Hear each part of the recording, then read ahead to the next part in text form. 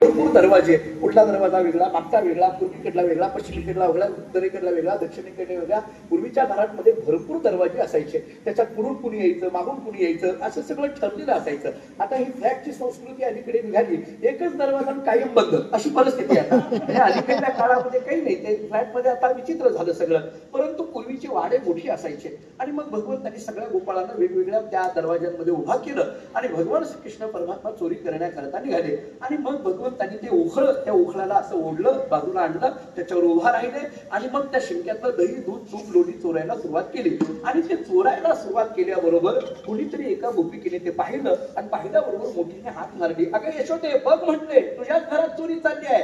असा हात मारल्याबरोबर एकदम ती यशोदा धावत येणार हे लक्षात आलं. आता हे भगवान कृष्ण चोरी करायला लागलाय हे कळाल्या बरोबर जी दरवाजात उभी होती की नाही गोपाळ, ते सगळेच्या सगळे गोपाळ पळाले. सगळे आता आपल्यावर काहीतरी आपत्ती येते म्हटल्यानंतर जसं मागच्या 5 वर्षात अनेक जण पळाले, तशा पद्धतीने हे सगळे जिकडे तिकडे पळाले. आणि मग पळाल्यानंतर भगवंताच्या जवळ यशोदा मैया येते आणि आल्यानंतर तिने एक दोरी घेतली आणि कृष्णाला बांधण्याच्या ऐवजी तिने उखळाला बांधायला सुरुवात केली. कृष्ण बाजूलाच राहिला, उखळाला बांधायला सुरुवात केली. ते सगळ्या गोपिका हसायला लागल्या.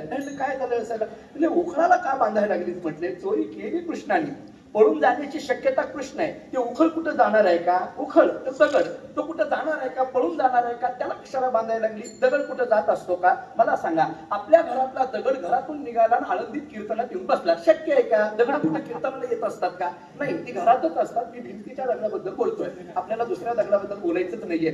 आणि मग भगवंताला असं बांधण्याच्या ऐवजी उखळाला बांधायला लागली का. तेव्हा यशोदेने फार गोड उत्तर दिलं. यशोदेने सांगितलं, चोरी जरी कृष्णाने केलेली असली तरी चोरी करण्याकरता सहाय्य कुणी केलंय, या उखळाने केलेला. चोरी कृष्णाने केली पण सहाय्य उभा राहण्याकरता सहाय्य कुणी केलं, या उखळाने केलं. मग चोरी करणारा जसा गुन्हेगार असतो तसा चोरीला सहाय्य करणारा सुद्धा गुन्हेगारच असतो. कायदा आहे, वकील सांगतोय म्हणून तरी ऐका, बाकी जाऊ द्या. एवढ्यावरनं तरी वकील मला म्हणा अशी म्हणायची वेळ आली आता माझ्या. अशी परिस्थिती सगळ्यांनी काय करता येणार. ऐका, कायदे आता भरपूर कायदे सांगितले जातात.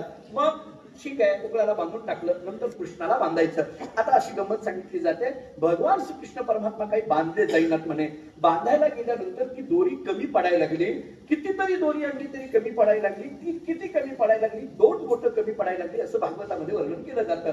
ती 2 बोटं कोणती, डोंगरे महाराजांच्या एका भागवत रहस्यामध्ये जे वाचलेले तेवढं सांगतो. आपण भागवताचे मोठे अभ्यासक आहात, पण माझं चुकलं तर बरोबर करायला आपण आहात म्हणून बोलतो.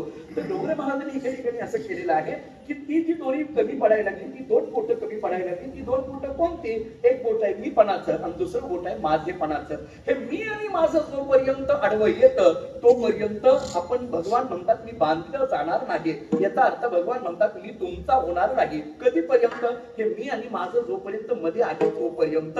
हे मी आणि माझं ज्या क्षणी निघून जातं त्या क्षणी माझ्याशिवाय तुमच्याकडे दुसरं कुणीच नसतं. विठाला फार छान काढलेला, तेवढा सांगत पुढे जातो. स्वामी अखंडानंद सरस्वतीजी मी एका ठिकाणी फार छान लिहिले त्याच्यावर. काय झालं म्हणे, भगवान बांधले गेले. ते बांधले गेल्यानंतर आता भगवान बांधले म्हणजे कोण बांधले, आपल्याला जर ज्ञानेश्वरीच्या माध्यमातून बोलायचं झालं तर भगवान म्हणजे कोण. ऐका यशस्वी अवतार्य, ज्ञान वैराग्य ऐश्वर्य. आता ज्ञान स्वरूप असलेला परमात्मा आणि ज्ञानदेव तो कैवल्यम या न्यायाने मोक्ष स्वरूप असलेला परमात्मा, मुक्ती स्वरूप असलेला परमात्मा हा बांधला गेला. ऐका, मोक्ष स्वरूप असलेले भगवान बांधले गेले. कुणी बांधलं, यशोदेने बांधलं. आता मोक्ष स्वरूप असलेल्या भगवंताला बांधलं यशोदेने. ही यशोदा म्हणजे कोण, भक्ती स्वरूप असलेली यशोदा. यशोदा म्हटलं की भक्तीचं मूर्तिमंत रूप म्हणजे यशोदा आहे. भक्ती स्वरूप असलेल्या यशोदेने मोक्ष स्वरूप असलेल्या भगवंताला बांधून टाकलं. आता थोडं पुढला भाव असा सांगितला जातो, भगवंताने दोन्ही हात जोडले आणि यशोदेला विनंती करायला सुरुवात केली, आई मला सोड, मला सोड, मला सोड. म्हणजे मुक्ती स्वरूप असलेला भगवान परमात्मा भक्ती स्वरूप असलेल्या यशोदेला प्रार्थना करतोय, मला सोड, मला सोड. म्हणजे मुक्ती स्वरूप असलेला भगवान भक्तीकडे प्रार्थना करतोय, मला सोड, नवे नवे मला मोकळं कर. नवे नवे तत्वज्ञानाच्या शब्दात बोलायचं झालं तर मला मुक्त कर. म्हणजे मुक्ती स्वरूप असलेला भगवान भक्तीला म्हणतोय मला मुक्त कर, मला मुक्त कर. भक्ती असणाऱ्या यशोदेने त्याला सोडलं आणि मग त्याला बाजूला काढलं. याच्यावर भाव काढताना असं सांगितलंय, मुक्तीला सुद्धा मुक्ती देण्याचं सामर्थ्य जिच्यात आहे तिचं नाव भक्ती. विठाला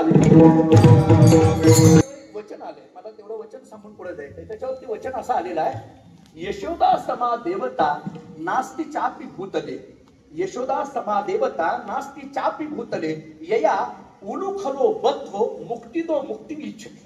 याला उलुखलो बद्धो, उलुखलो या शब्दाचा अर्थ उखळ, बद्धो म्हणजे बांधलेला. उखळाने बांधलेला तो परमात्मा काय प्रार्थना करायला लागला? मुक्तिदो मुक्ती इच्छती, म्हणजे तो परमात्मा म्हणजे मुक्ती.